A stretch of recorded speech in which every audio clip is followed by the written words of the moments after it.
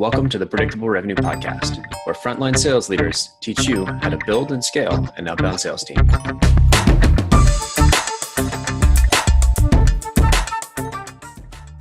Welcome back to the Predictable Revenue Podcast. I'm your co-host, Collin Stewart. Today, I'm joined by James Buckley. He's an account exec at Cirrus Insight, and we're going to talk about that moment in a prospecting conversation when you need to pivot from asking a bunch of questions to going in for the close and really booking that meeting. James, welcome to the show. Thanks for joining us. Yeah, thanks, Collin. I appreciate it. Great to be here. I'm super pumped.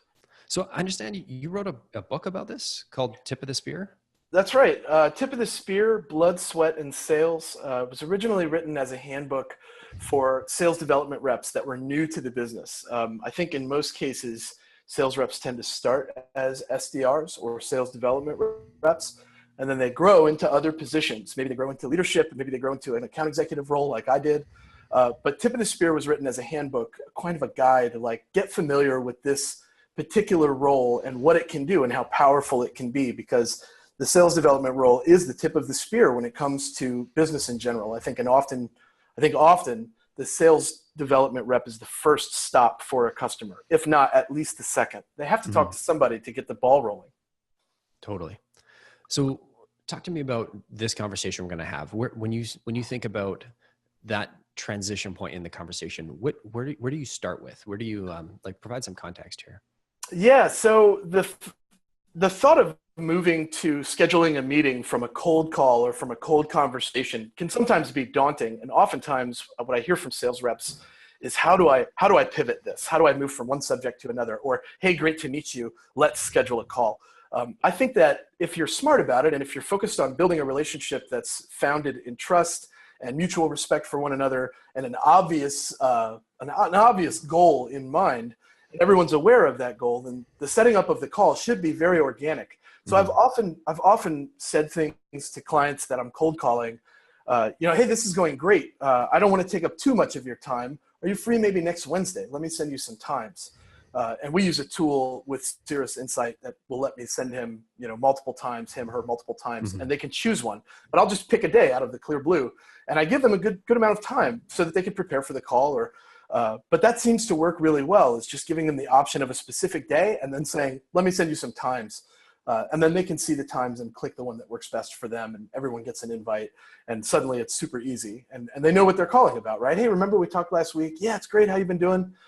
So it's a very organic, very real conversation instead of the very robotic delivery. And, is this something that you're interested in? Nobody likes to be spoken to that way. So it's yeah. And as a new rep, even an experienced rep, it's that you're really going in for the close, right? And that's that sort of anxiety, fear driving part of the call. If that's what you're focused on. Yeah, exactly. Mindset's certainly a huge part. Huge. So talk to me about what your process looks like. So I guess that this is, we're talking about cold calling here. So where do you start and where does that transition point happen? Sure. So I do a lot of cold calling. I think that there's always going to be a place for cold calling. If I've got a new trial start, or if I've got somebody that I think is a good candidate for Cirrus Insight, I'll quickly call them. If I don't get them, I will always leave a message. Typically, it's not very detailed. There's an element of curiosity there with the cold call. So I'll say, James Buckley, 949-229-2143, and then I'll hang up. That typically will prompt them to do one of two things. Either they're going to call me back, or they're going to look me up, send me an email, depending on what their process is. But there's an element of preparation there as well. 10 minutes of research goes a long way for a cold call. I will often wait and not dial that number right away without knowing something about this person, or at least their company. And there's no excuse for it. You've got lots of time to do this. If you're using a dialer system, maybe you're a little bit short on time. So I always recommend that, if you're using a dialer system, pause that system, go in, do some research, look at the company you're calling. The last thing you want to be is that person that's completely uninformed trying to dial. 100%. We've even seen companies that are trying to go for that high velocity play with with their phone tasks, whatever you want to call them. They'll actually do the research on the company and the contact ahead of time, so that as that call task comes up, they're oh, this is why I'm calling. right? This individual. And so it's just a quick, all right, one and done, you're ready to go. But you're right. However you want to do it, whether it's, you pause the dialer and say, okay, give me 2 minutes to like check on this company, or you've got it pre-programmed for you. I think the important message here is really know why you're calling. Yeah. Well, and know your delivery. I hate it when I get on a call with somebody and I can tell that this is really rehearsed, or if they're like overusing my name, right? Well, thank you, James. James, right? That's a great idea. James. Yeah, exactly. Yeah. Exactly. Yeah. And it gets to a point where you're like, okay, I get it. Like, you remember my name. That's awesome. I understand. You've read How to Win Friends and Influence People. Got it. Cool, man. Thank you, James. Right. No problem, Collin. I appreciate it. I appreciate it too, James. So what comes next? After we've established the reason for calling and sort of your approach. Sure. So you got to know your industry that you're calling. If I know a little bit about your industry, then I can tailor the conversation to match your language. For example, if you're calling a logistics company and you already do business with a logistics company, it behooves you as a sales rep to be like, hey, I know your workflow. We do business with X, which is just like Y. And that's why we know exactly what you go through every day. We know your daily routines, and we know what your needs are already without you telling me. This will do one of two things. They're either going to say, well, tell me what my needs are, or they're just going to come right out and tell you, yeah, I really need email tracking. I'm sure you're familiar. Yeah, I am. Let's talk about it. So it's very organic if you know the industry that you're calling. But if you're completely in the dark, it's tough to be, who are you calling? Why are you calling me? You're on your heels already. Okay, take it easy. And at that point, it's hard to dig back out of that and get your confidence back, especially for the new rep. Totally can just shatter you and that like really make or break. And it feels like any of these points in the conversation, especially very early on, are really make or break, right? That first 30 seconds, totally critical. There are a lot of make or break points in the first 10 seconds of a conversation, if not 15 at the most. But knowing something about a current event, knowing your conversation piece, knowing a little something about this individual, maybe having something in common, really helps people to open up. And all relationships are founded on only one thing, and that's trust. And if you can be a relatable individual to a complete stranger, they will trust you. Mm-hmm. Great. So we understand the reason why we're calling. We've done a bit of research on the industry. We know our customers. What comes next? Because that's really the first, like, hey, I'm James. Yeah, actually, what does that sound like so far? Right? What does this call sound like so far? Just up to the point where we are right now. So it sounds great. It sounds like a workflow, but it's important to note that there is no silver bullet. Just because this works for me doesn't mean it's going to work for somebody else at a different industry doing other types of selling. Are you selling a service or are you selling a product? Those two processes look totally different. Are you selling both? Are you selling a product that also comes with a service? Again, totally different. So it's important to note that even though we've gotten to this point and everything I've said sounds just amazing, let's wrap it up in a nice pretty wrapper and put a bow on it. Not every process looks the same, and not every rep is comfortable with the same workflow. Everything works. What matters is what works for you. I think that was Gary Vaynerchuk that said that. Mm-hmm. So that's one of the things I love about running this podcast is figuring out, not just because there are no silver bullets, despite what Silver Bullet Factory Incorporated will tell you. Lots of that. But I love learning what's working for you. So up into this conversation, can we just like role play a bit? Like what is your first 10 seconds sound like? My first 10 seconds sounds like, hey, prospect, this is James Buckley. I'm with Cirrus Insight. I don't want to take up too much of your time. I'm curious as to what your workflow looks like. Is that something you can help me with? Just workflow in general? In general, yeah. Now, this is tailored to my specific product because my product is an overall workflow tool platform for business and salespeople. So talking about workflow, it's kind of a vague thing. What do you mean when you say workflow? It'll prompt that question from time to time. Or here's my routine. I'm happy to tell you in the first 10 seconds of the call. Some people open right up. Other people are like, I'm not comfortable with giving you that information. Well, all right, no problem. Is there someone else I should be talking to? Well, I don't know. These are all conversations that are very organic. They're very, palpable, right? They sit well on the tongue. They're very natural. And because of that, you can either put somebody on their heels and you know that that's probably not your best prospect, or somebody's going to open up to you and that's the person you want to try to build a relationship with. At the end of the day, you're trying to build a relationship that leads to a conversation, that leads to an opportunity, that leads to a sale. Gotcha. Okay, so we've opened the initial conversation, Right. What's the next step here? So the next step, in my opinion, is to provide a need for your product or your service. That can be really tricky because you don't want to come off as the salesperson, right? You certainly don't want your prospect to be the catcher or the batter and you're the pitcher and they can see it coming. Mm-hmm. No one likes to be sold. Everyone wants to buy. No one likes to be sold.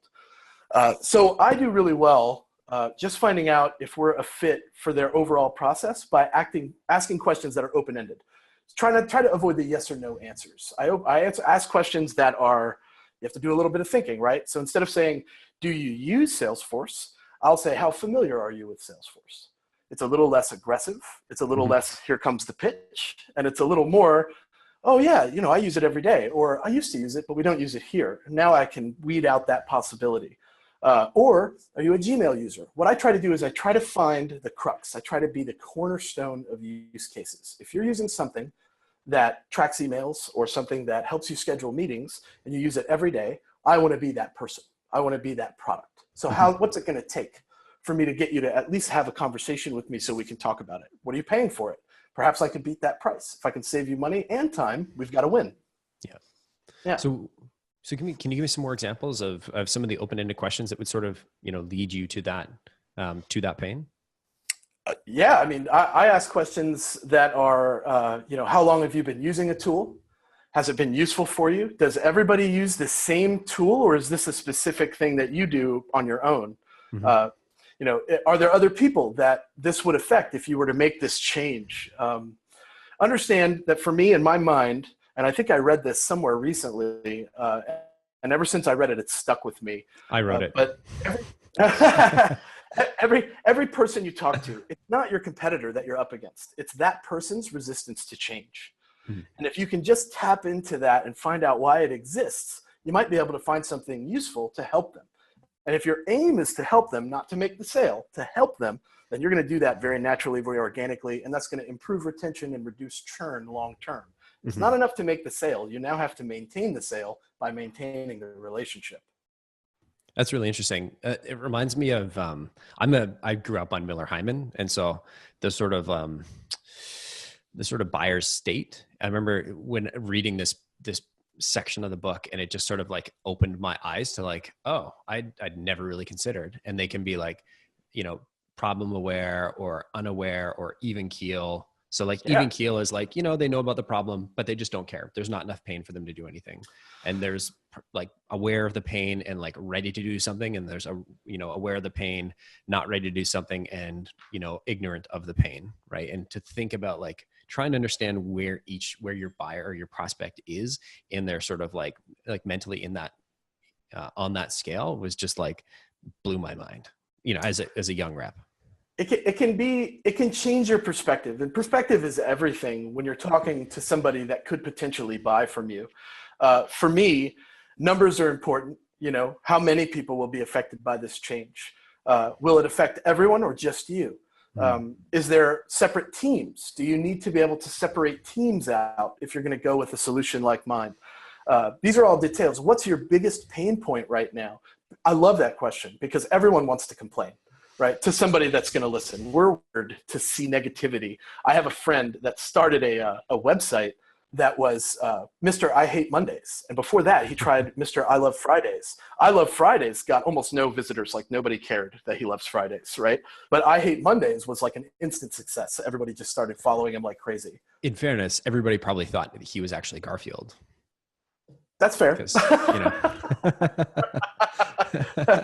Well, his logo, his picture, his profile picture was a thing of lasagna. So that's right.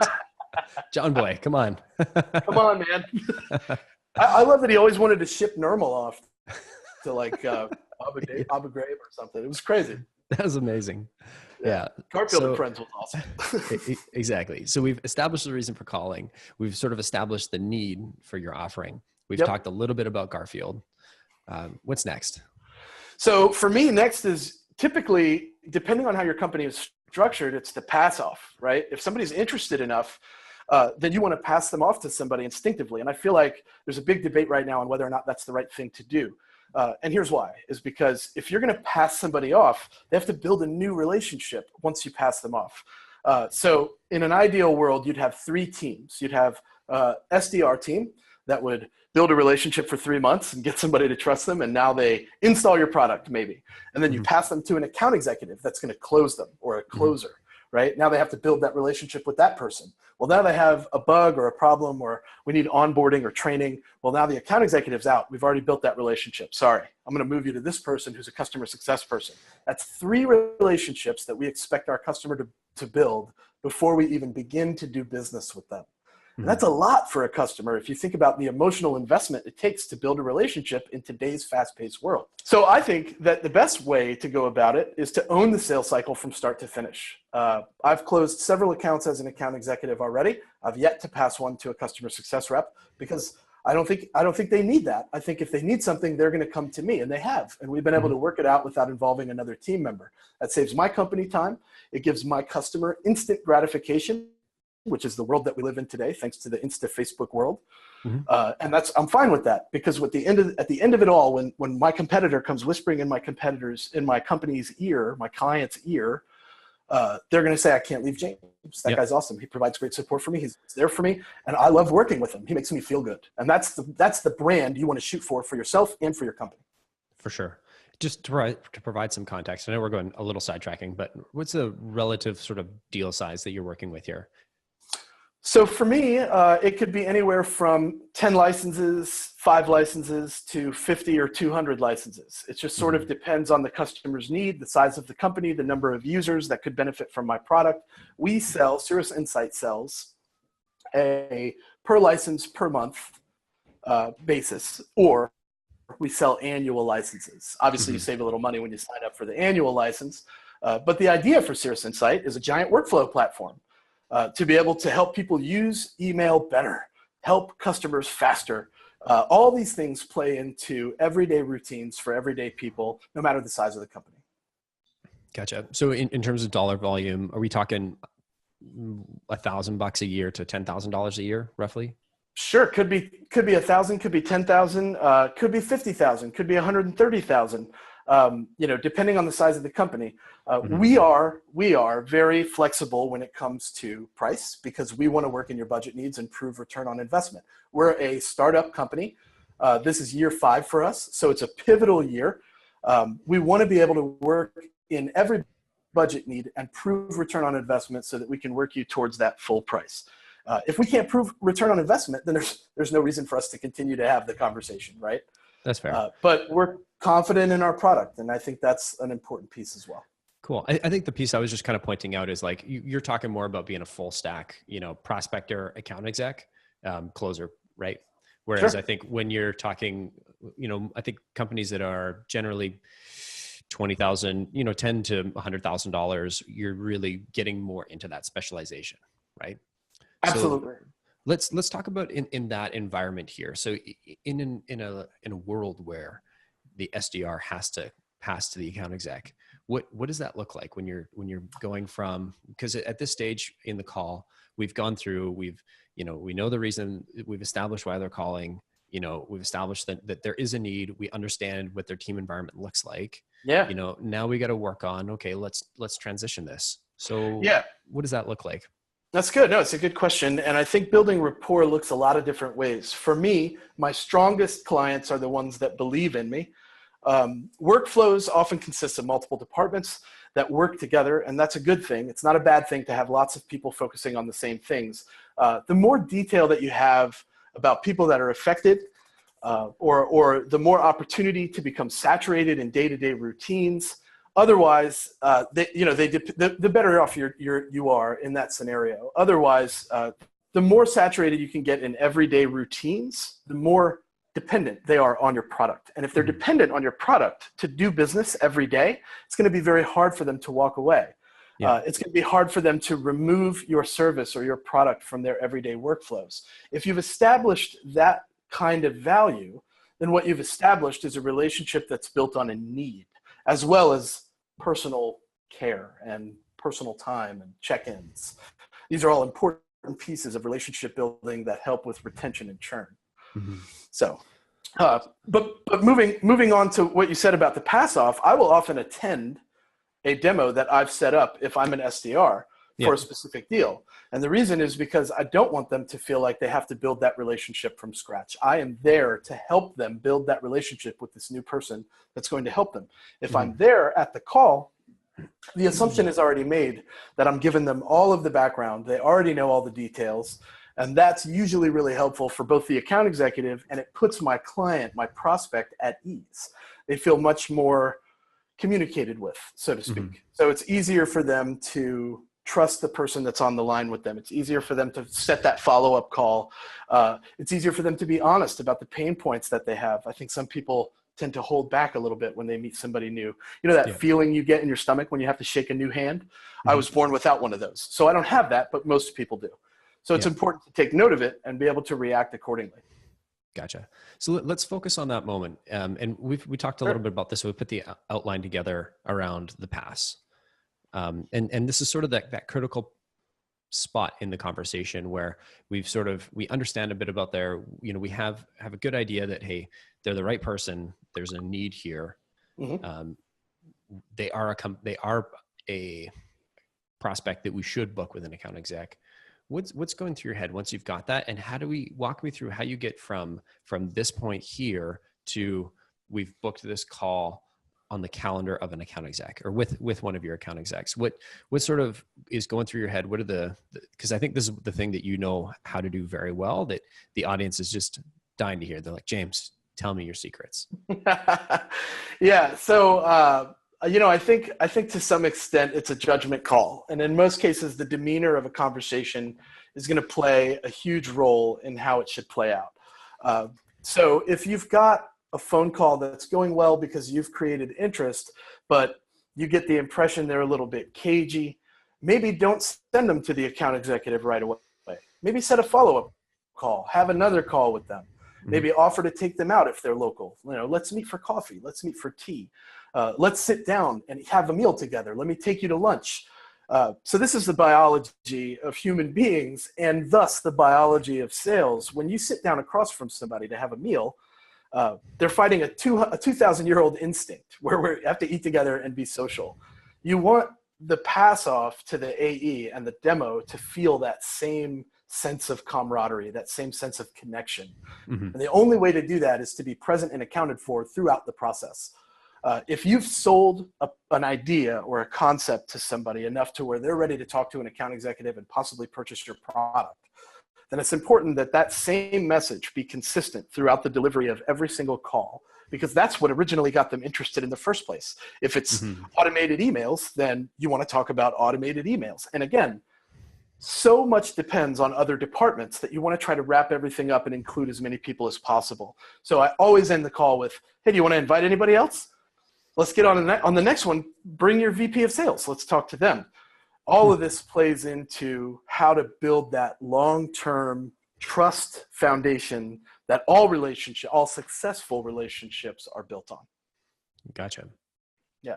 And so in that close, you're sort of doing some discovery around who else is really affected by this change.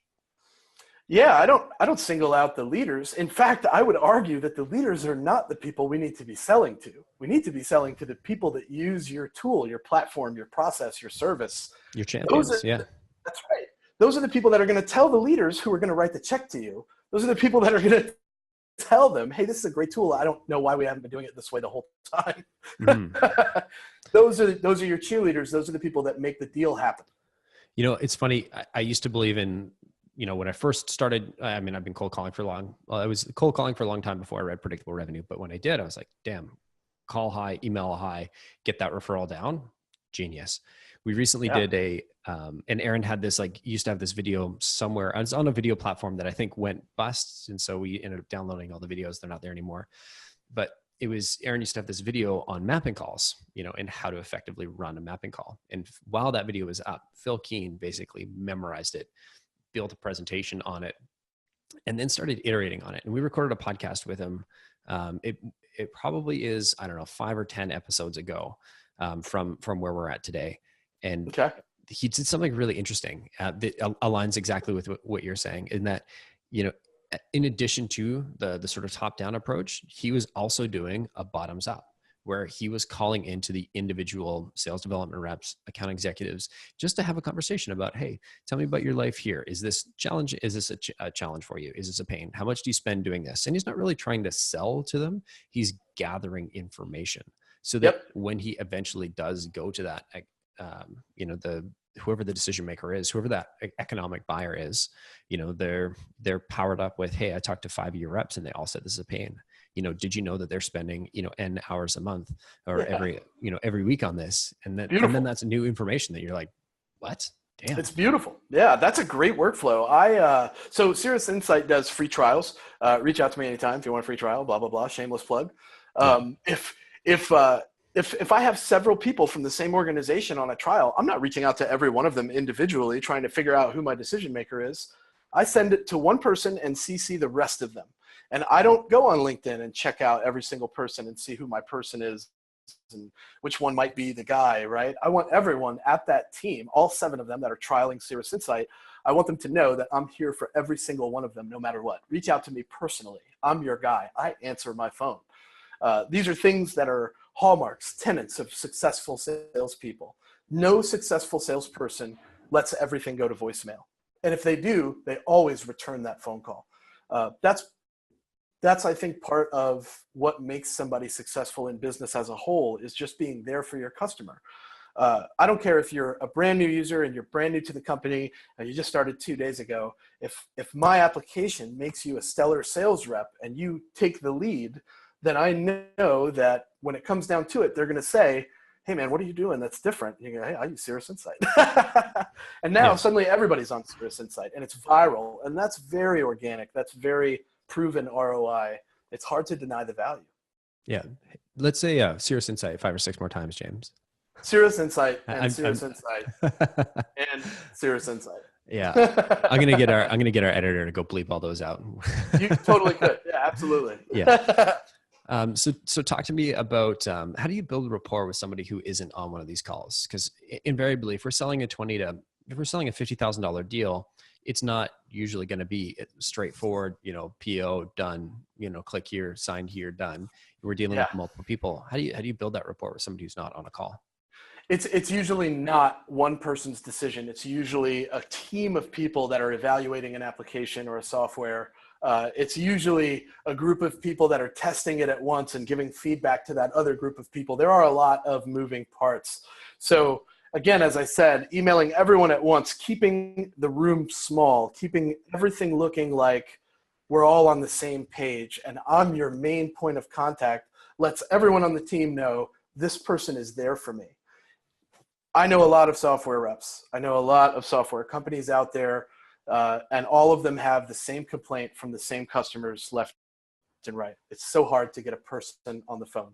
Mm-hmm. And when you have a problem, if we can react quickly, then that's the way to go. And the sales cycle is no different. If you're on somebody constantly and you're an everyday presence in their life, it's hard to ignore you. It's hard not to want to do business with you. The dependability, the consistency of that speaks volumes subconsciously in the minds of the team of people that are testing, the team of people that are evaluating, and the team of people that have to be on board before a purchase takes place. Mm-hmm. So the consistency is huge. The value that you deliver with every touch is huge. The questions that you ask prompt thought instead of just, quick willy-nilly yes or no. And then the solutions that you provide are robust and dependable and stable. If you've got those things happening, everything else should be like dominoes, knocking down the ones that are ready to sign. Nobody likes to be sold. Everybody wants to buy. That's what I say. Gotcha. So I get 2 questions, one short one probably longer one. Sure. Left, and we'll call it here. So you mentioned earlier, you show up for the demos. Do you always show up for all the demos that you book if you're in the shoes of an SDR? Yeah, it's a great question. And no, I didn't show up to all the demos, but I did show up to quite a few. Well, again, the demeanor of my prospect plays a huge role. If they're nervous just talking to me about changing their workflow, they're going to be nervous talking to that account executive. So that familiar voice on the other end of the phone that soothed them so nicely the first time they talk to them, you want them to hear that while they're talking to the account executive. If somebody's like super pumped and I know where they're from and I can sort of mimic their regional accent, in a way, it sounds like shady sales tactics, right? Mm-hmm. But people in New York talk differently than the people in California. That's just a fact of life. So being able to be that relatable person and have the account executive or the closer be a stranger in the group gives you the ability to introduce them properly. It gives you the ability for them to conform into the group, and then they become a trusted member of the group. And if you can get that transition down from SDR to AE to customer success rep, whatever have you, then you've done something really important for your customer, and that's make them comfortable. Awesome. So last question before we call it here. One of the challenges I think I used to run into, and I know I handled very poorly, and I've seen other new reps handle it, or, not handling as well as they could, is those miracle calls where, you actually get somebody on the line that's crazy interested, and you're just an SDR, and you've got your sort of directive you're supposed to be booking meetings for the account execs. Yeah. But you've got this guy on the phone. They're like, "Hey, I'm here now. Like, tell me everything I need to know." Sure. Right? How do you balance tell me that, like, how do you handle that when they're saying, "Hey, tell me everything," and they're just hammering you with questions? Yeah. So I always tell every sales rep, leave an element of mystery. If you want somebody to engage with you, there has to be a reason why you're valuable to connect with. It's really easy to just give everybody all the answers, but then what reason do they have to try your product? Probably not much. So when people ask me a question that's a little bit, deep, even though I know the answer, I might say, "Hey, that's a great question. I could show you that. It's going to take a little bit more time than what we've got today. What are you doing next Wednesday? We'll talk about that." And I might reset a call. Or if I'm passing them off to an AE, I might say, "That's a great question. Your account executive will be happy to answer that. Let me introduce you to this person," right? And that's how you get that demo scheduled, right? So that they can see and get the answer to their question. And what you've done is leave a little bit of mystery there. Mm-hmm. In most cases, especially in my industry, software is offered freely, and then you decide whether or not it's valuable enough for you to pay for. If I'm trying to get somebody to start a trial of blank edit, right? My company. My company, XYZ, then I'm not going to tell them everything they need to know on my call. I'm going to tell them, "Let me send you this link. You can try it for free. That's a great question. I'd love to set up a demo for you. Can you get started today?" I'll send them that link on the call. And then I'll say, "Do you see it in your inbox? Great, click on it." You'd be surprised how many people click on it. And they go through the install process. And I say, "Well, I can see your account executive is my friend, Julie. I'm going to connect you to her. She's going to do a quick demo. I'll even send you some times. This is really cool. Let me show you how this works." And I'll keep them on the call even longer, and I'll send them the times. Show them that they can click the one that works best for them. And all the while, I've cradled them and I've made them very comfortable throughout the process. And what they've done is accept the fact that they're being handed off to somebody else. So that's how I handle it. That's how I usually handled the pass-offs as an SDR. But lately, I've been very, very fortunate in the sense that I no longer have to pass those off. I can handle them myself. And I think the customers appreciate that because they don't have to rebuild a new relationship. Mm-hmm. Yeah. I mean, especially when you're dealing with like a higher velocity sale and not like a 6-month or 12, 18-month solution sale. Yeah. I've done those. And Those are and some of those we have. You'd be surprised. In the software world, you have deals that close in 48 hours, and then you have deals that close in a year and a half. Bonkers. So it's nuts. The sales cycle can go any direction depending on how many hundreds of people are involved in the decision-making process. I like to have a consistency to the size of deals that I'm working. I've worked on a variety of different teams, and I think I like having the specialization of like around the size of the deal, right? So you've got your guys that are working the SMB, you got your guys that work in the mid market, you got your guys that are working the enterprise, and not every company has that luxury. I found it really helps you focus so that you're not trying to, hunt, whatever analogy you want to use, the white whale. The tiny little minnows, the salmon, and whales, right? Yeah. And it's, you don't have to, juggle that mix, Yeah. which I've done so many times very, very poorly, and it's cost me dearly. I like all the size deals. I don't look at one like it's any better than another. In fact, if I'm being 100% honest, I don't even really focus on the sale. I'm just interested in helping you. And that comes across very naturally in conversation. And because of that, I feel like people let their guard down around me. You become a little bit more of a person and a little less of a salesman. Beautiful. James, I want to thank you so much for joining us on the call or on the podcast today. This has been awesome. My pleasure. Thank you for having me. I appreciate it. Thank you. One last thing before we go. Fellow subscribers, lovers of prospecting and predictable revenue, it would do me a huge solid if you could just take 10 seconds now, just pause, go to YouTube and hit subscribe, or look for Predictable Revenue Podcast, hit subscribe. We're trying to get the word out. We're trying to get our audience out. So if you can do that, it costs you nothing and it helps us a ton. Also, if you know somebody who would be a great fit for this podcast, shoot me an email, Collin with 2 L's at predictablerevenue.com. I'd love to hear from you. Thanks, everybody. Thanks, James. Thank you.